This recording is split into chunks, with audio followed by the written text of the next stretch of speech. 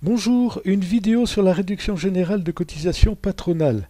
Alors cela porte principalement sur les règles de régularisation progressive pour 2019 et notamment à partir du 1er octobre puisque vous savez qu'à partir de cette date, les coefficients de la formule changent et ce pour intégrer l'exonération des cotisations de chômage. Donc un calcul qui est un peu particulier pour le dernier trimestre. Pour télécharger le tableau de formule, vous allez sur le site Pastel Études dans la partie blog et vous pourrez ainsi enregistrer le fichier qui est en format Excel.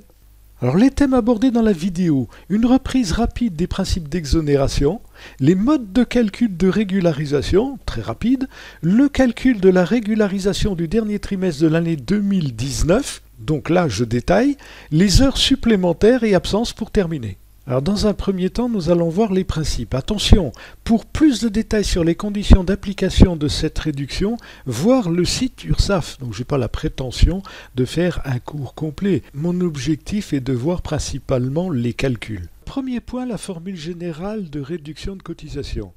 Vous avez deux calculs à effectuer. Alors vous pouvez regrouper bien sûr, mais j'explique toujours en détaillant le plus possible. Le premier calcul, c'est le coefficient d'allègement.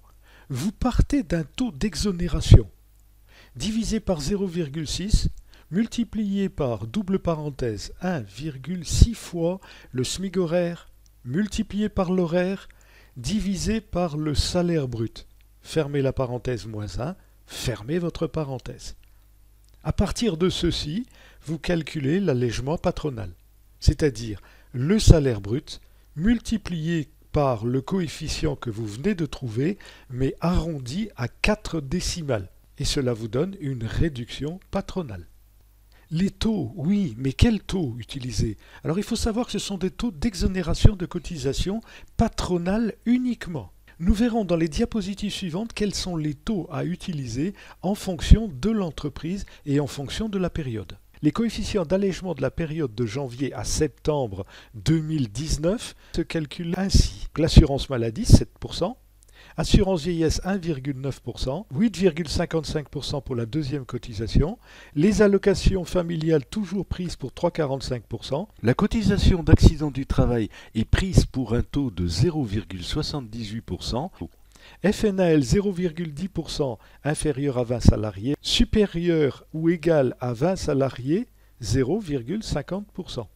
Solidarité 0,30% et les cotisations Agirc-Arco 6,01%, ce qui correspondrait à un total d'exonération de 28,09% si l'effectif est inférieur à 20 salariés et au-delà 28,49%.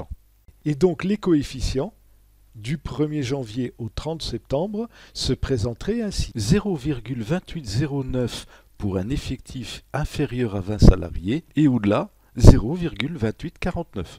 Une autre modification du calcul à partir du 1er octobre 2019, les coefficients devraient intégrer la cotisation patronale de chômage, ce qui, hors modification des autres taux, se présenterait ainsi. Vous retrouvez les autres exonérations, URSSAF et retraite complémentaire, et vous y ajoutez cotisation chômage pour un taux patronal de 4,05%. Alors attention, un point très important sur ces taux.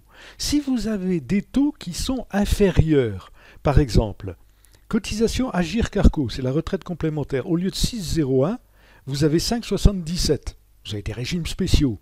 Dans ces cas-là, vous devez prendre 5,77 et vous refaites le calcul. Vous n'aurez donc pas forcément 32,14. Si vous avez des taux qui sont supérieurs, alors là c'est différent. Si les taux sont supérieurs, je dirais par exemple 7%, vous prenez 6,01%. Alors c'est valable pour toutes les autres cotisations. Alors attention à la cotisation FNAL, elle n'est pas forcément de 0,10% ou 0,50%. Lorsque l'entreprise dépasse pour la première fois les 20 salariés, l'entreprise ne va pas passer directement de 0,10 à 0,50. Vous allez avoir des taux intermédiaires, 0,20, 0,30, 0,40. Et dans ces cas-là, il faut tenir compte de ces taux. Donc vous n'avez pas forcément 0,10 ou 0,50. Dans ces cas, il faut s'adapter à ces taux. L'entreprise a le choix entre deux possibilités de calcul. Soit un calcul mensuel qui est basé strictement sur le salaire du mois, puis une régularisation annuelle qui est basée cette fois sur le salaire annuel et la valeur du SMIC annuel. Ou alors, un calcul mensuel qui est basé sur les salaires cumulés depuis le début de l'année. C'est la régularisation progressive mensuelle. Première possibilité, comme on l'indiquait pour l'employeur, la régularisation annuelle, c'est-à-dire qu'il n'y a pas de régularisation mensuelle. Cette méthode consiste à appliquer mensuellement la formule sur les salaires et les SMIC du mois, et ce sans faire de cumul avec les mois précédents. Ce n'est qu'en fin d'année qu'une régularisation sera effectuée sur la base des cumuls de salaires et de SMIC de l'année complète.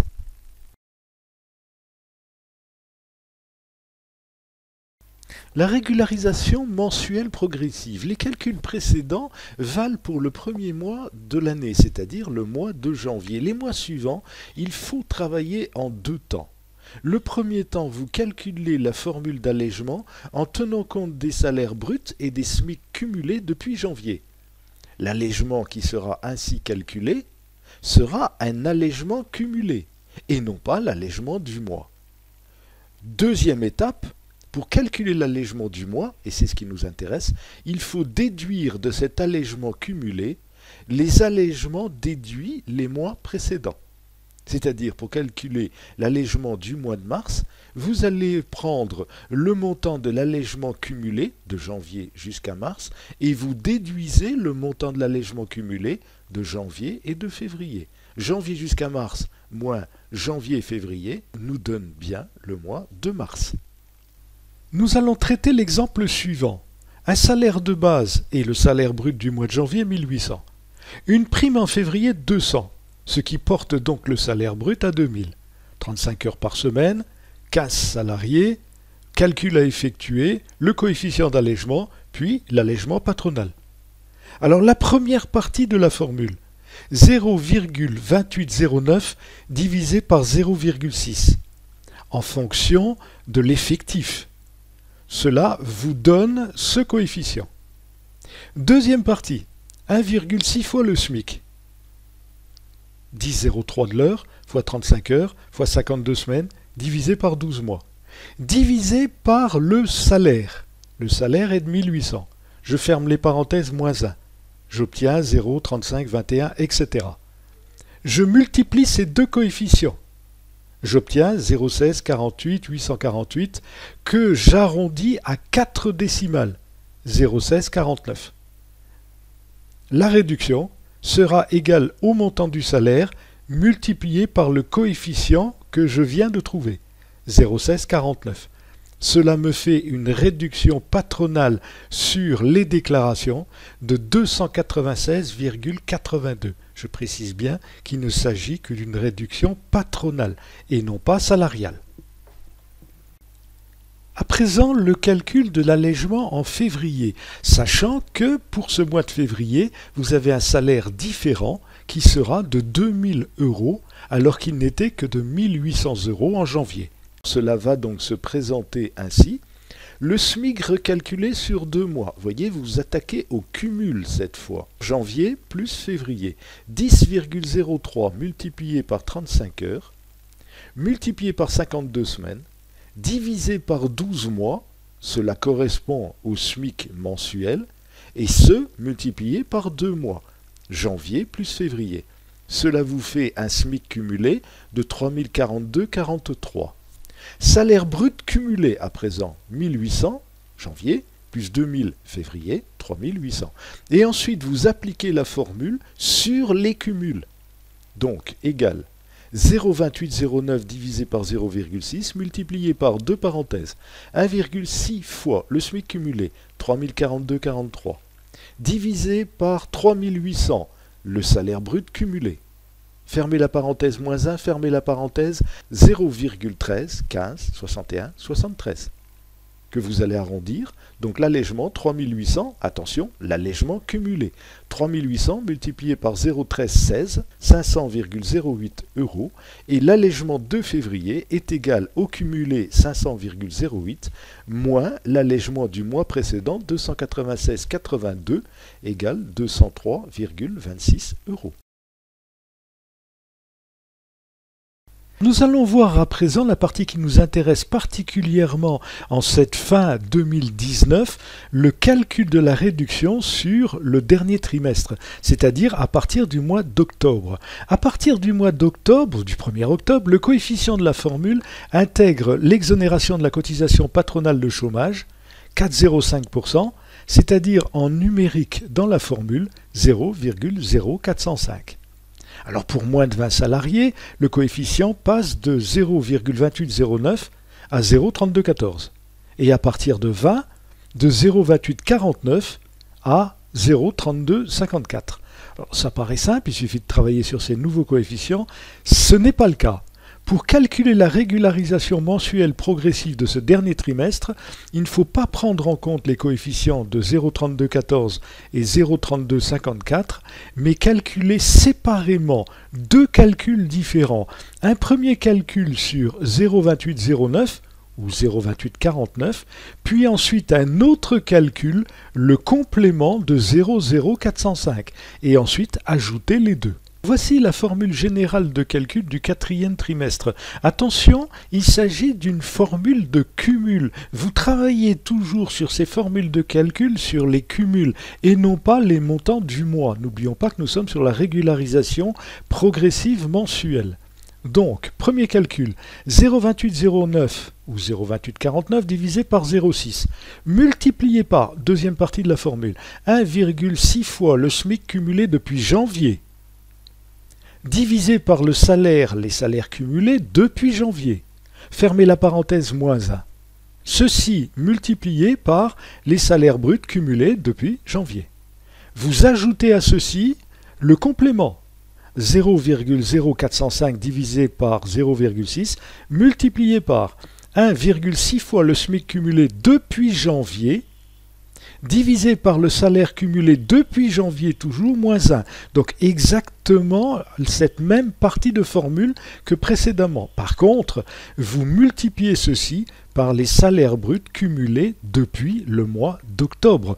0,0405 ne s'applique que pour le dernier trimestre, octobre, novembre, décembre, et non pas depuis le début de l'année.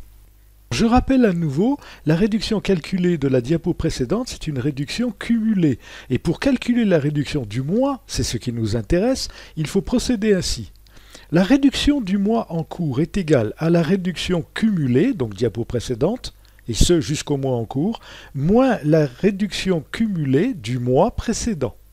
Voici un exemple que nous allons traiter. On part d'un salaire de 1800 de base et là-dessus nous ajoutons 200 € en février de prime, donc 2000. Nous l'avions déjà traité dans une diapo précédente. Et le mois de décembre pour lequel nous rajoutons 1200 € de prime, soit un salaire de 3000, le reste du temps 1800 €. Alors nous avons trois tableaux. J'aime bien décomposer pour expliquer, sachant que bien sûr dans la pratique, vous pouvez tout rassembler et ne faire qu'une seule formule de calcul. Première partie, c'est le calcul de l'allègement sur la base de 0,2809 ou 0,2849. Je suis parti sur 0,9 là. Et donc, c'est un calcul classique dans lequel vous avez vos salaires, le cumul des différents salaires, les SMIC, donc 1521,22 par mois, puisque je n'ai pas rajouté d'heures supplémentaires, il n'y a pas d'absence, donc systématiquement le même SMIC, le SMIC cumulé. Alors, je vous rappelle la formule en prenant le cas du mois de février, égale, arrondi, 0,2809 divisé par 0,6. C'est la première partie de la formule. Multiplié par, de parenthèses, 1,6 fois le SMIC cumulé, 3042,44 pour le mois de février. Vous travaillez toujours sur cette colonne cumulée. Divisé par les salaires cumulés, c'est-à-dire cette colonne, 3800. Fermez la parenthèse moins 1, vous refermez la parenthèse, point virgule ensuite pour indiquer le nombre de décimales à prendre en compte, 4. Fermez la parenthèse et vous obtenez 0,1316. La réduction cumulée ensuite, la colonne suivante, correspond au montant du salaire cumulé, 3800, multiplié par 0,1316. La réduction du mois, c'est la différence dans la colonne précédente des deux montants. Celui du mois, 500,08, moins celui du mois précédent, 296,82. et vous procédez ainsi jusqu'au mois de décembre. Deuxième tableau, le calcul du complément d'allègement sur la base de ce coefficient complémentaire 0,0405. Alors vous avez les différents mois, les salaires et les cumuls, 1800 octobre et novembre et 3000 au mois de décembre, les cumuls 1800, 3600 et 6600, donc en ne prenant en compte que ce trimestre, et ensuite le coefficient de réduction. Alors pour le coefficient de réduction, je vous ai fait figurer la formule. Alors 0,0228. Vous allez prendre le coefficient qui correspond à la formule, 0,0405 divisé par 0,6. Multiplié par, vous prenez exactement la même formule que dans le tableau précédent, 1,6 fois le SMIC cumulé. Le SMIC cumulé, 15 212,20, nous sommes au mois d'octobre. Divisé par le salaire cumulé, 18 200. C'est aussi le cumul au mois d'octobre.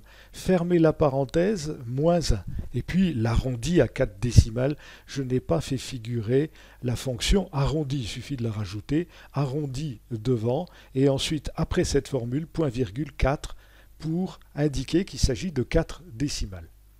J'en arrive donc à 0,0228. À partir de ceci, vous calculez la réduction cumulée complémentaire, c'est-à-dire 0,0228 que vous allez multiplier par le salaire cumulé, mais le salaire cumulé du mois d'octobre, sans tenir compte des mois précédents. Cette fois, vous en restez sur ce deuxième tableau. C'est-à-dire qu'au mois d'octobre multiplié par 1800, en novembre vous multiplierez par 3600 et 6600 en décembre. Cela vous donne 41,04. Réduction complémentaire du mois, 41,04 pour le mois d'octobre. Pour les mois suivants, vous faites la différence entre le cumul du mois, donc par exemple en novembre, comment ai-je trouvé 41,40 ? J'ai repris la colonne précédente, 82,44, donc la formule précédente, moins 41,04. Ceci est systématique.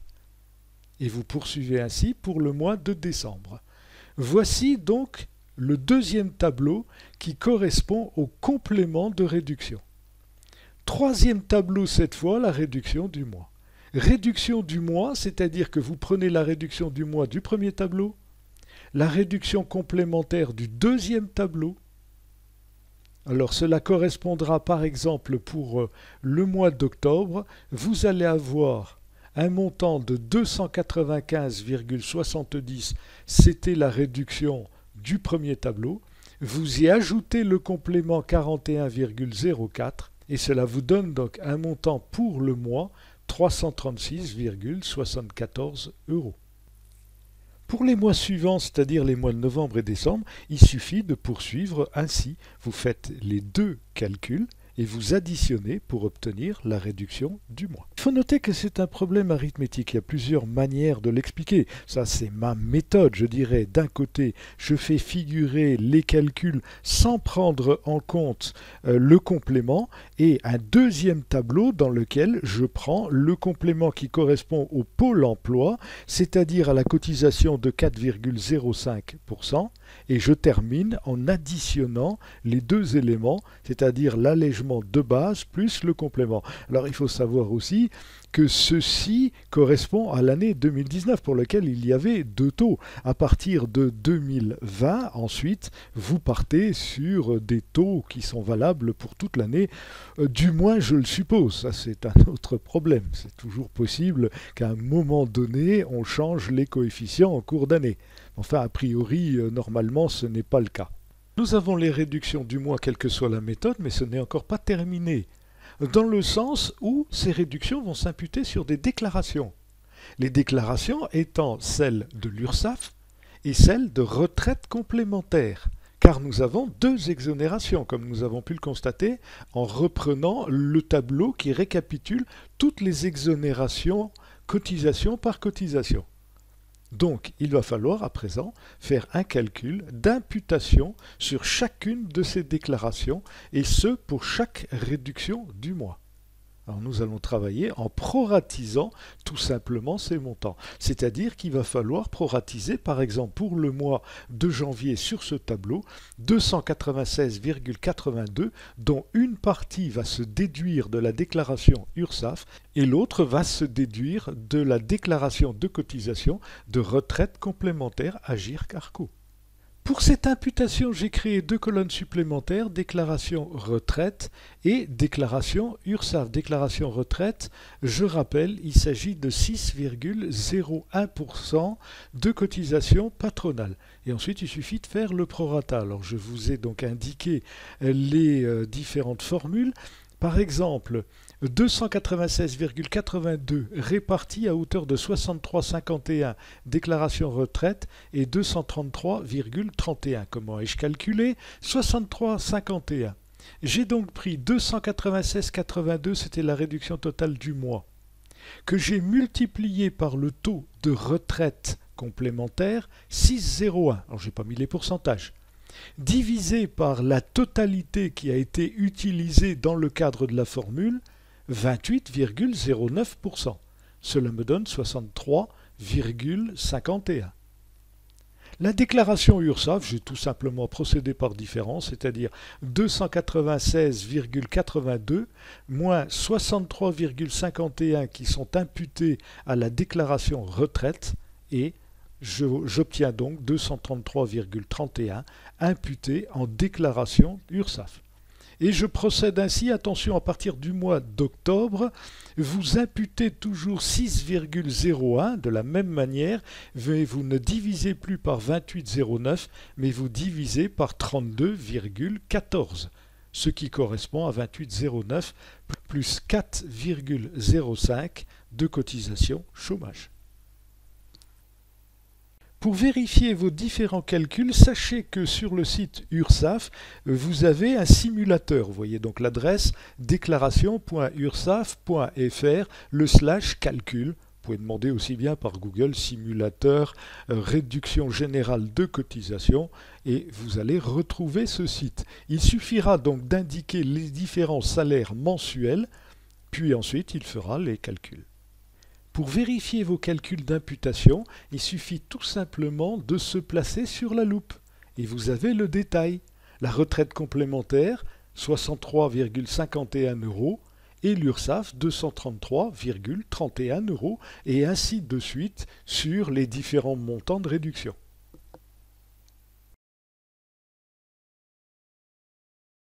Alors tout ça c'est très bien, mais vous allez me dire d'accord, mais en cas d'heures supplémentaires, complémentaires ou absence, on pratique comment? Dans ces cas, il faut calculer un montant de SMIC qui est à utiliser dans la formule de calcul. Tout se joue sur le montant du SMIC que vous aurez calculé. Par exemple, pour les heures supplémentaires, c'est valable aussi pour les heures complémentaires. Un exemple, le salaire brut 1800 € plus 5 heures supplémentaires égale 1859,35. Vous allez recalculer le SMIC. Vous calculez d'abord le nombre d'heures à prendre en compte. 151,67 h plus les 5 heures supplémentaires, 156,67. Donc, le SMIC à utiliser dans votre formule, 156,67 multiplié par le taux horaire actuel 10,03 égale 1571,40. Et ensuite, vous traitez votre formule avec 1571,40. 1,6 fois 1571,40 divisé par le montant 1859,35, etc., etc. Le cas des absences. Donc là, c'est un peu plus compliqué, si je puis dire. Il faut proratiser le SMIC, non pas avec les heures, mais sur le salaire qui est perçu et celui qui aurait été perçu s'il n'y avait pas eu d'absence. Par exemple, le salaire de base 1800. Salaire brut après retenue pour absence 1500. Quel que soit le nombre d'heures qu'on retient. Vous voyez, je ne vous le donne même pas puisque cela ne va pas servir dans la formule de calcul. Alors, le calcul du SMIC à utiliser. SMIC normal, 1521,22. Multiplié par le salaire qui est réellement perçu, 1500 €. Divisé par le salaire qui aurait été perçu s'il n'y avait pas eu d'absence, 1800. Cela vous donne un SMIC à utiliser dans la formule uniquement, bien sûr, 1267,68. Et vous traitez la formule avec 1,6 fois 1267,68 divisé par le salaire qui a été perçu 1500, etc., etc. Voilà, cette petite vidéo est à présent terminée. Si cela vous a plu, n'oubliez pas de liker, ça fait plaisir. Si vous voulez obtenir le fichier, je vous rappelle qu'il faut donc passer par le site. Et sur le site, rien ne nous est demandé, il suffit d'aller dans le blog et vous téléchargez ensuite le tableau qui est sous format Excel. Merci de votre attention, à bientôt. Au revoir.